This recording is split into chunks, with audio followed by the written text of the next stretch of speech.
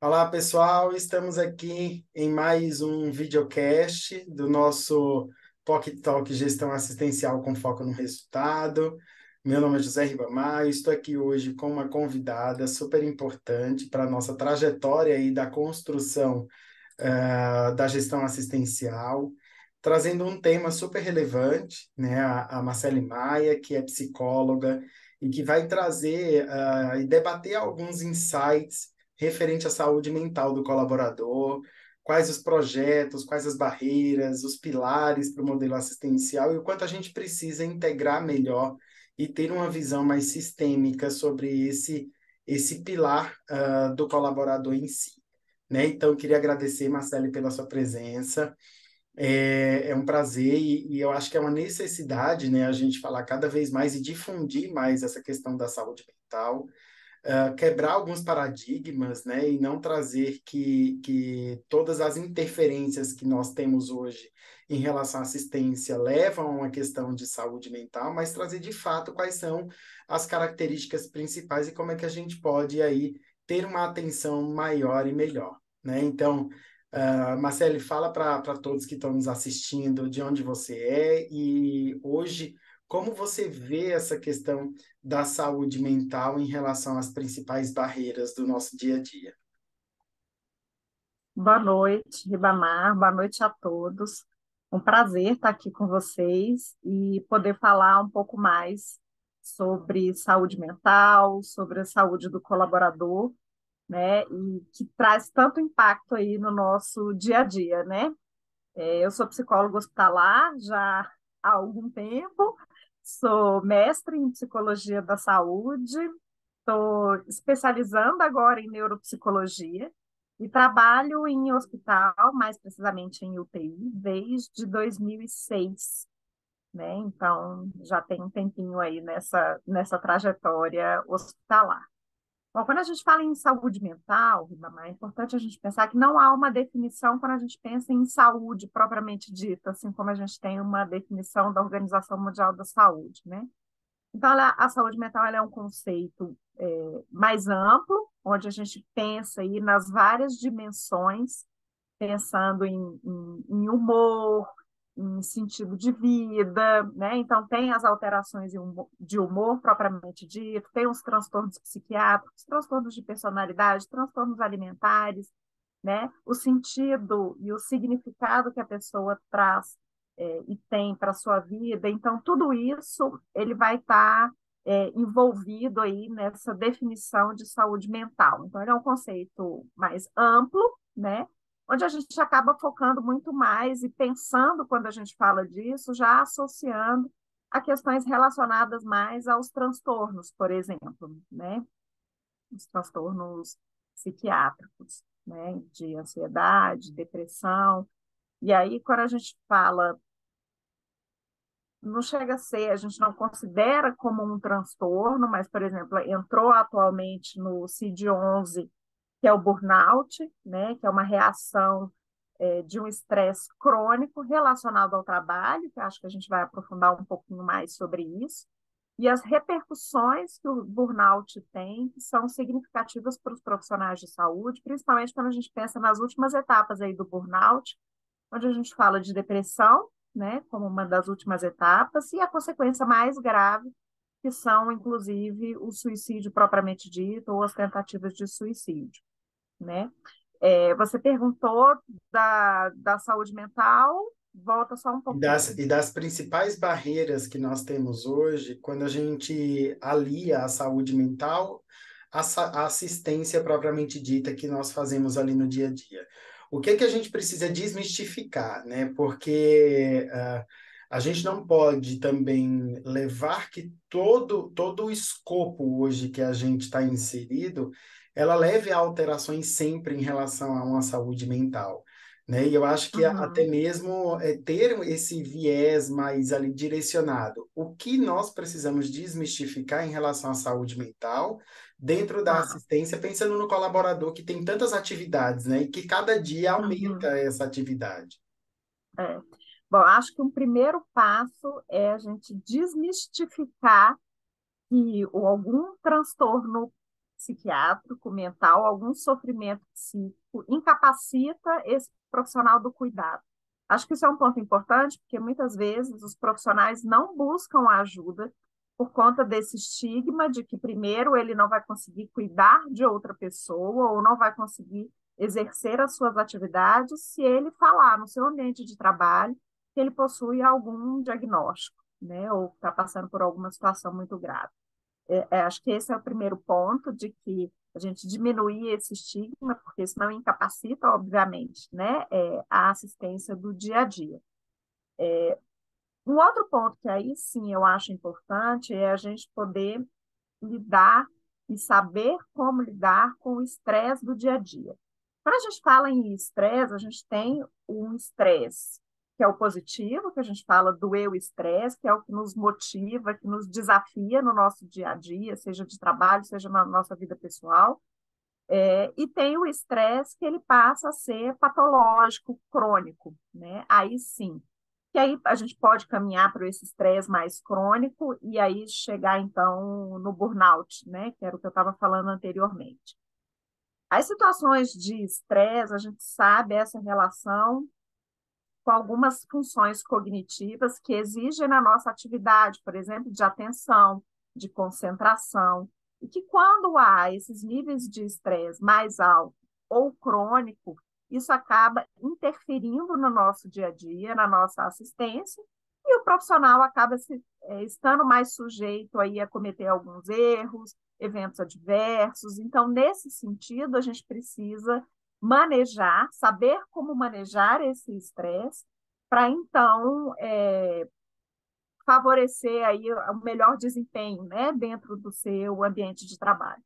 Quando a gente fala em saúde, a gente já vivencia um estresse, né? Que é esse estresse que eu estou falando, do estresse que é o que nos motiva, o eu estresse. A gente vai lidar com isso.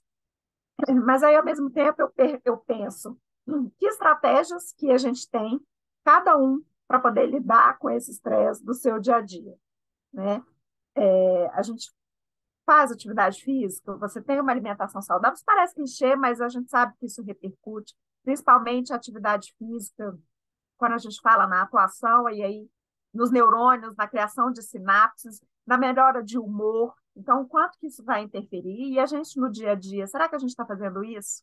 Né? Ou será que a gente foi abrindo mão de alguns hábitos, assim, de saúde, de alimentação saudável, de poder dormir, de poder se desligar efetivamente do trabalho? Hoje, com o WhatsApp, nossa vida mudou muito, né, Ribamar? A gente sai do hospital, mas a gente continua recebendo mensagens e preocupando com o que está acontecendo. Então, a gente não desliga, e estabelecer estratégias para diminuir ou minimizar esses impactos do estresse do dia a dia, isso vai interferir no na nossa assistência. Agora, acho que tem um outro ponto fundamental, né, que é o que te fez escolher trabalhar com saúde. O que te fez escolher ser fonoaudiólogo, o que me fez escolher ser psicólogo. Qual o sentido que a gente dá para o trabalho?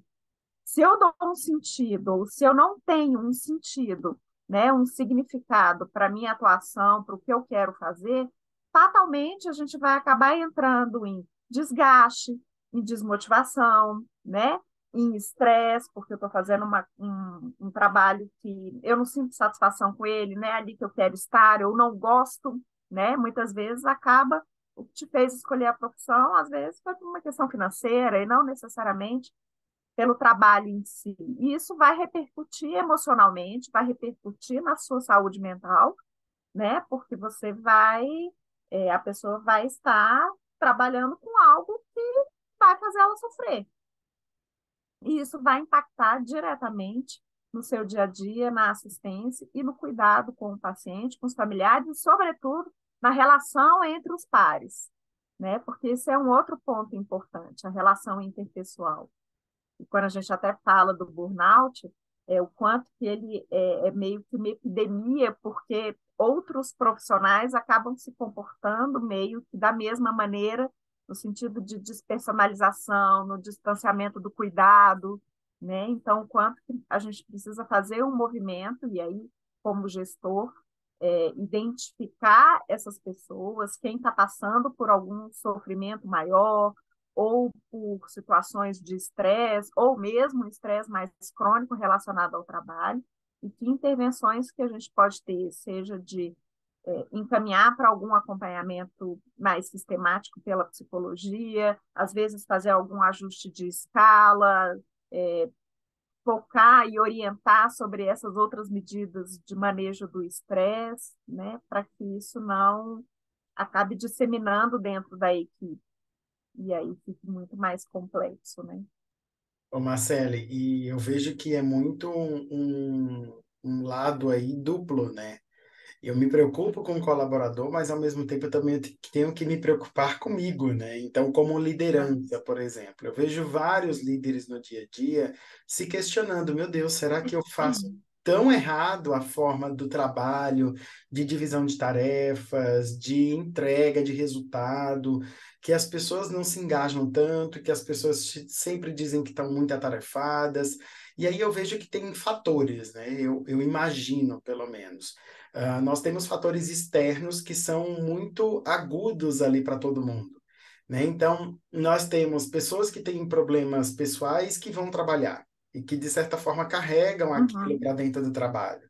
Nós temos pessoas que estão trabalhando e estão pensando em coisas que precisam fazer depois de certa urgência, ou com algum familiar que está doente, a cabeça muitas vezes não está ali, né? E o quanto uhum, a gente precisa também ter esse equilíbrio entre a liderança e o colaborador, né? Eu acho que, principalmente quando eu tenho uma equipe maior, eu tenho uma equipe grande, e às vezes a gente se questiona, como é que eu posso dividir melhor isso? Aonde eu posso encaixar mais esse profissional, né? Ou como até mesmo a gente pode se cobrar diferente, né? Como uhum, liderança, porque eu acho que a gente também tem uma questão de saúde mental que deve ter uma atenção também para todos, né? Então, uhum, é uma escada, né? Cada um vai tendo ali suas particularidades, mas obviamente que a gente vai tentando administrar de uma forma muito mais colaborativa com o outro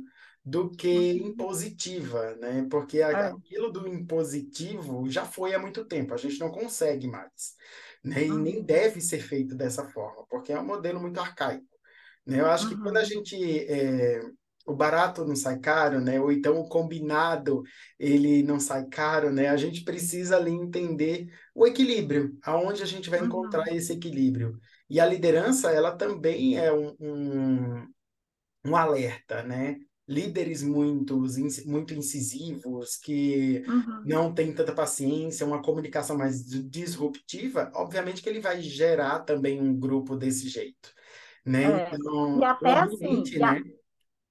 e até assim, será que ele permite que a equipe se posicione, né? Que dê ideias, que é isso que você está falando, dependendo, claro que isso vai ser muito da forma de liderança, e ao mesmo tempo a gente já sabe que alguns aspectos da liderança, de habilidades, a gente pode treinar, a gente pode trabalhar para isso, mas será que eu estou ouvindo? Será que esse colaborador, ele se sente à vontade para trazer ideias? Eu permito isso, né? Ou é só na cobrança, né? Já fez isso, já preencheu, já fez tal, né? Às vezes a forma de se comunicar, não necessariamente, às vezes tem sim alguns que se comunicam de uma forma mais violenta, outros não necessariamente, mas será que dá o espaço para que o colaborador possa trazer ou inovação, propostas, comentários ou críticas? Às vezes não está funcionando daquele jeito. A gente, às vezes, como gestor, vai muito pensando num caminho que, de alguma maneira, ele deu certo por um período, né? Mas será que alguém não pode contribuir com outro olhar, com alguma outra coisa? Né? E será que a gente dá espaço para isso? Né? E aí hoje também a gente fala muito da experiência do colaborador, né? Quando a gente fala da experiência do paciente, mas do colaborador, pensando que esse colaborador, quando ele sair, ele vai, o ideal é que ele fale bem do seu serviço, que é o que a gente quer, né? E aí eu acho que entra várias coisas nesse processo da experiência do colaborador, sabe? de como que é o processo de recrutamento, de seleção, né? Como que é o trabalho em si, aspectos da própria pessoa, né? Seja de personalidade, seja de comportamento, seja de motivação, né? Como eu falei, a motivação ela é interna. A gente pensa muito na motivação. Ah, como que eu vou motivar o meu colaborador? Eu não consigo pagar mais por isso, né? E a maioria das vezes, se não no total, quando a gente fala da motivação, é porque ela é internamente, é o que te motiva para a ação, e não é algo externo, né? Não é um salário, às vezes, maior, é óbvio que o salário vai ter outras repercussões, mas não é isso que vai te motivar, o que vai te motivar é internamente, que é essa questão do sentido do trabalho, do que me faz estar aqui, do que eu quero, o que eu busco, né? E aí, todos esses aspectos da liderança, tudo isso vai influenciar na experiência do colaborador, né, de como que ele, de recursos, até de incentivos, né? Eu acho que uma coisa que surgiu muito a partir da pandemia, a gente teve muitos problemas, mas algumas coisas foram positivas, né? Eu acho que esse olhar voltou muito mais para o colaborador depois dessa pandemia, né? Vários serviços hospitalares pensando em projetos para o colaborador, né? Seja com foco em qualidade de vida, seja com foco em saúde mental, com acompanhamento psicológico, por exemplo. Então, isso, atividades de descompressão, né? Melhoras no ambiente do colaborador de descanso. Então, assim, algumas mudanças surgiram, né, que eu acho que foram benéficas e que fazem a diferença para a prática, não só para o aspecto de liderança, de gestão, mas para o trabalho propriamente dito, né? Que vai influenciar no sentido e no melhor cuidado para esse paciente. E que é um desafio constante, né? Porque muitas É. vezes a gente tem todas essas atividades em prol do colaborador, mas vem aquele item que você bem falou aí antes, que é a Uhum. questão da motivação, né? Existem fatores que desmotivam uma pessoa que não estão ligadas somente ao trabalho, estão ligadas às suas Uhum. escolhas, né? Ao que você realmente ali está para desempenhar o seu papel, mas também que tem interferência de fatores externos ou até mesmo pessoais, né? Então, Uhum. mesmo quando a gente tem essa cultura de engajar mais o colaborador, de ter essas atividades de descompressão, de reconhecer, de dar o Uhum. espaço, a gente tem sim ainda esses colaboradores que não se encaixam em alguns perfis, né? E que aí vai o Uhum. nosso olhar de encaixar por habilidade, de tentar ali desenhar estratégias melhor para que ele tenha até mesmo uma percepção melhor do seu trabalho e até mesmo entender o que ele está fazendo, né? Porque a gente ainda encontra Uhum. muito mecanicista, né? Vou lá, atendo saio e vou embora. Não entende ainda o processo, o porquê eu faço aquilo, para quê, o que é que aquilo vai evitar, como é que a gente vai Uhum. trazer isso. Então, dentro das instituições que eu estou, eu encaro isso como um ponto positivo, trazer a ponta para dentro desse reconhecimento do processo, né? Para eles Uhum. entenderem. Mas a gente também tem que saber e estudar esse perfil, porque tem muitas pessoas que trabalham em dois lugares, moram muito longe, acordam muito cedo, né? Então a gente tem Uhum. fatores ali relevantes para o dia a dia, né? E não Sim, somente pensar em uma influenciam muito. produtividade, né? Uhum. E que influenciam muito. Então, esse olhar atento, né, dos comportamentos, como é que está esse profissional, né? Será que ele mudou nos últimos tempos? Aconteceu alguma coisa? Tentar se aproximar mesmo, ter uma escuta, né? Para que ele tenha um espaço para dizer, ah, não, estou passando por um problema tal, um sofrimento X, não estou conseguindo, né? E o que que a gente consegue ajustar para aquele colaborador, para proporcionar um melhor ambiente para ele, né? Ambiente até psíquico e também, consequentemente, de trabalho, e também poder identificar e ele mesmo ter essas reflexões, né? Será que é isso mesmo que eu quero? Que às vezes, depois de vários anos, né, naquela atividade, vários empregos, resolve mudar, né? Não, não é isso. E assim, a gente falou aqui de algumas estratégias, e tem outras que a gente não precisa ter custo para o serviço, né? Por exemplo, elencar locais, eu acho que isso tem no Brasil todo, locais que fazem atendimento psicológico, por exemplo, por um preço social, né? Então, combinar com a fisioterapia algumas atividades de relaxamento, de uma ginástica laboral, não sei, né? Combinar, fazer uma competição na equipe de uma corrida, né? Qual estratégia? Às vezes até estratégias para engajar,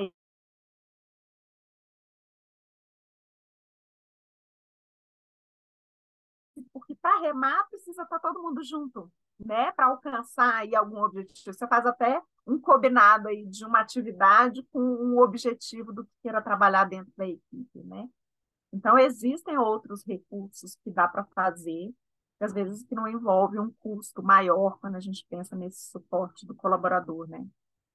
E de fato a gente conversa bastante com muitas pessoas e a gente chega à conclusão que hoje o valor ele não está no dinheiro, né? Hoje o Uhum, valor está no que você pode proporcionar para ter um ambiente melhor de trabalho, né? Então, uhum, e isso é uma construção, né? Porque nós temos perfis muito lá de trás que ainda estão criando essas novas habilidades, né? E estão ali abrindo novas possibilidades dentro da tua função como gestor, né? E nós temos os novos gestores que já chegam com estratégias diferentes, né? Ainda tem isso, ainda tem um uhum, choque em relação a esses perfis, né? Então, existem uhum, muitas comparações, né? Quando a gente vê que são pessoas que encaixam mais o perfil do colaborador, com propostas mais ativas, de ambiente mais saudável, esse colaborador, obviamente, se engaja mais ali, né? Então, e vem com essas comparações, né? Porque muitas vezes a gente trabalha em outros lugares, né? E acaba uhum, tendo ali e trazendo. Então é muito importante a gente ouvir mesmo essas pessoas para que a gente possa trazer esses feedbacks, chegar até nós esses feedbacks e a gente preparar outras possibilidades. E aí, como a gente já falou de uhum, quais são as principais estratégias, Marcele, eu queria que você me dissesse qual a sua percepção de como essa saúde mental ela vai interferir no resultado em saúde, né? E aí uhum, pensando no possível evento adverso, na distração na hora do cuidado, o que que a gente pode uhum, esperar e quais são as ferramentas que hoje a gente pode colocar como barreira para isso? uhum. Bom, eu acho que a gente pode esperar algumas situações, né? Uma de um evento adverso, né? De um erro, porque seja numa situação de estresse, seja alguém que está deprimido. E quando você está deprimido, primeiro que você não tem força, né? Nem vontade para sair de casa ou para cuidar de alguém.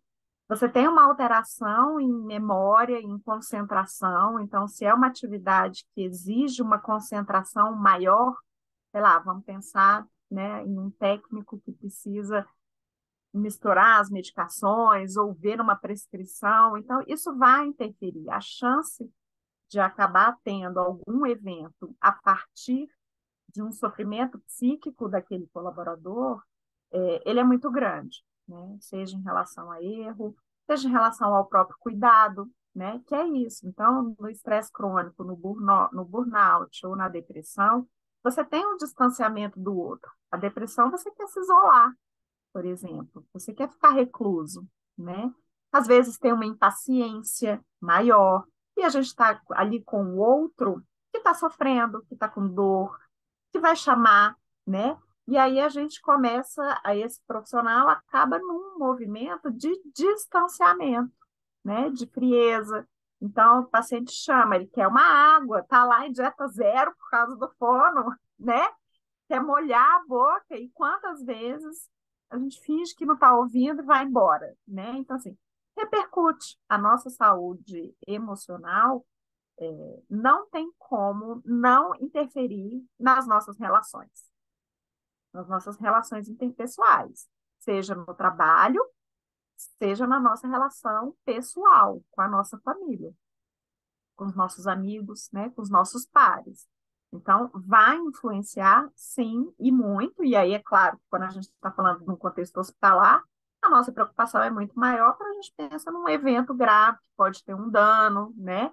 E essas situações, de fato, estão muito relacionadas, a gente já tem vários artigos publicando sobre isso, o quanto que influencia esses aspectos aí quando a gente relaciona a um evento adverso, né?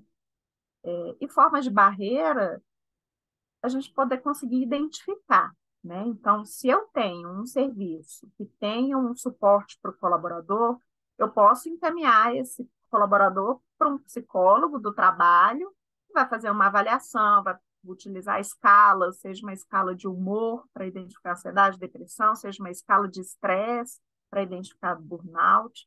Ou se a gente não tem um profissional desse dentro da nossa instituição, de poder fazer esses encaminhamentos para que esse profissional tenha o atendimento e o tratamento que é necessário, pensando aí na saúde mental, né? Na saúde psíquica.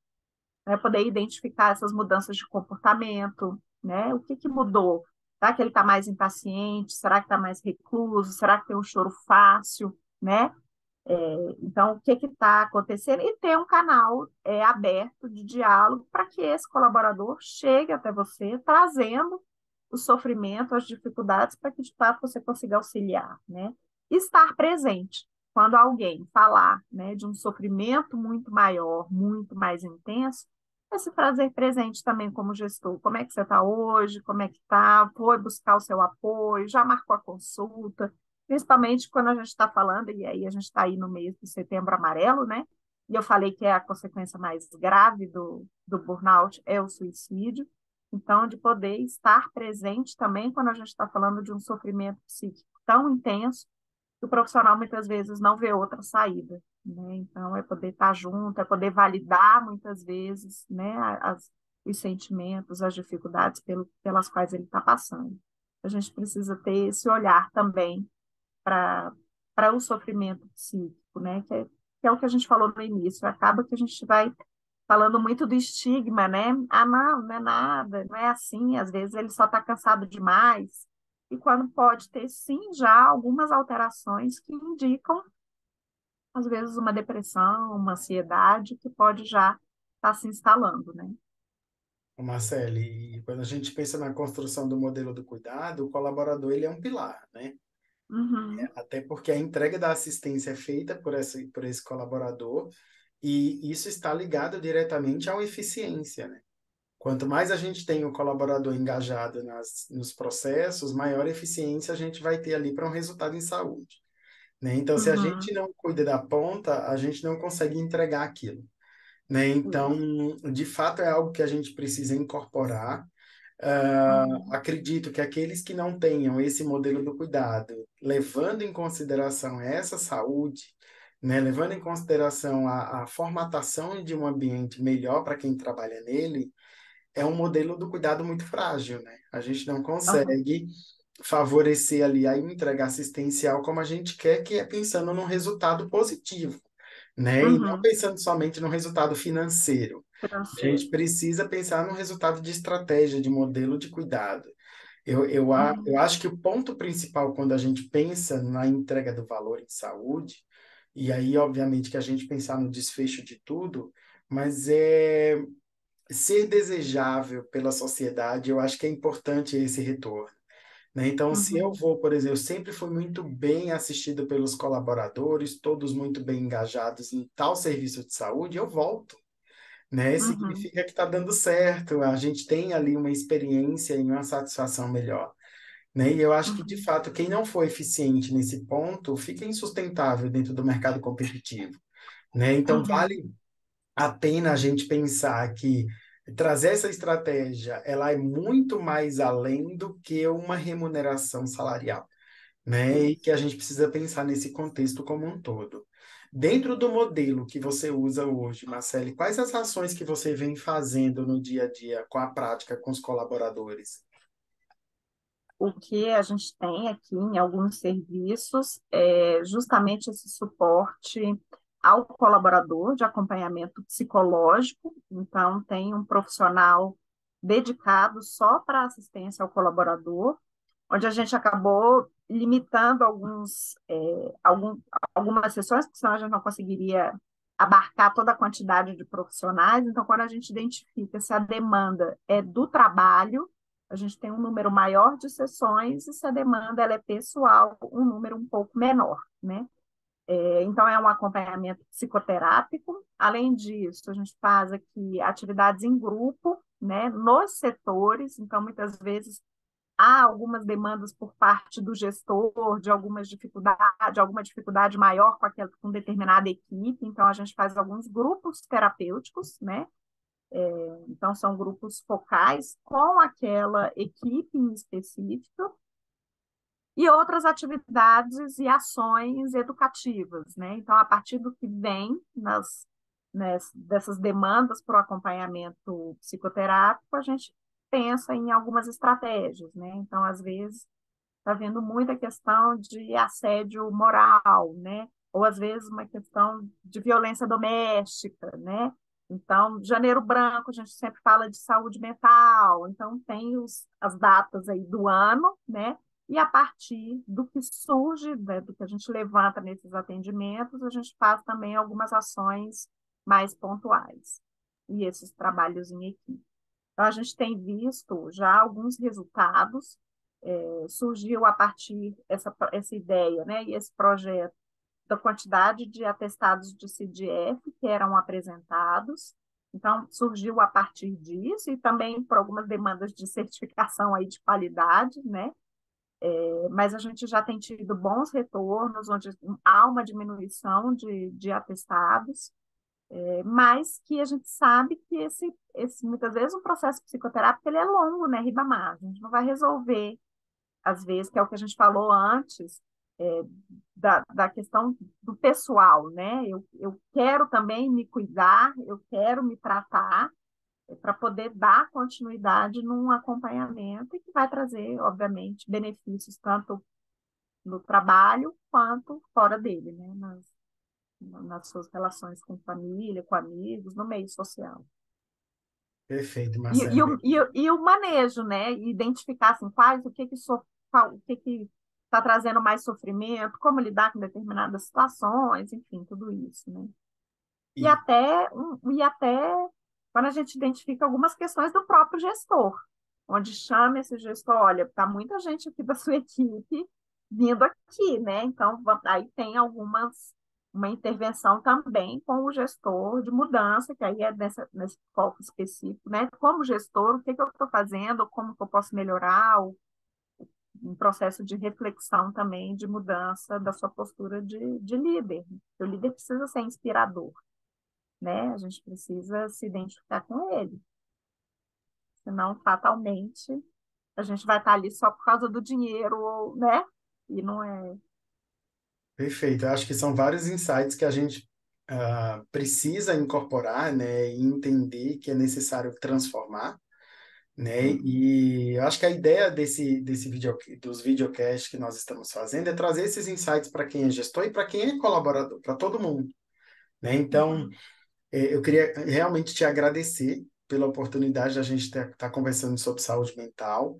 E para finalizar, eu queria que você desse três dicas importantes, né, para o gestor em saúde. O que nós devemos cada vez mais perceber de necessidade? Bom, busque ajuda, se identificar, né? Que um colaborador está precisando, ou você mesmo, né? Busque ajuda de um profissional da saúde mental, psicólogo, psiquiatra, psicólogo principalmente.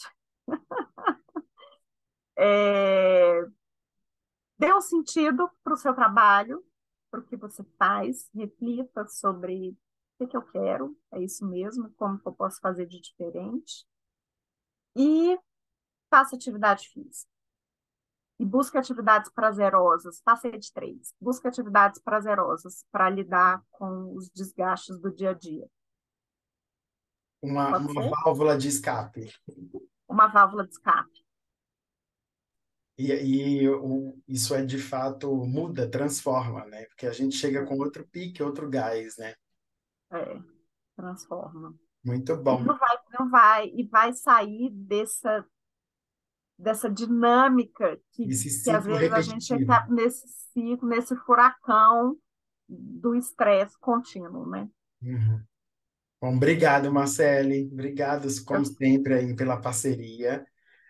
A gente vai deixar na descrição aí as redes sociais da Marcele, se alguém quiser também acompanhá-la obviamente, o Departamento de Psicologia, com a Marcele participa, da Associação de Medicina Intensiva Brasileira, tem várias coisas bem legais, dentro do site da AMIB, né, que a gente pode aí também consultar. E eu acho que é importante a gente deixar sempre esse recado, né? Tanto para Uhum, quem lidera e para quem é liderado, né? Porque é uma construção mesmo e a gente só consegue ter um desfecho melhor para o modelo do cuidado quando a gente faz de forma conjunta, não tem jeito. É uhum, clichê o tempo inteiro, né? sim, Toda palestra que a gente senta para assistir, sempre uma frase se repete, que é nada a gente uhum, faz sozinho, a equipe multi é fundamental, né? Então, é buscar isso, não ser somente na frase, mas ser realmente no dia a dia, na prática, na né? prática. É, isso mesmo. Obrigadão, Eu que Marcele, por agradeço, tudo. agradeço o convite, foi ótimo e estou aqui à disposição. Tá bom? Obrigada. Obrigado.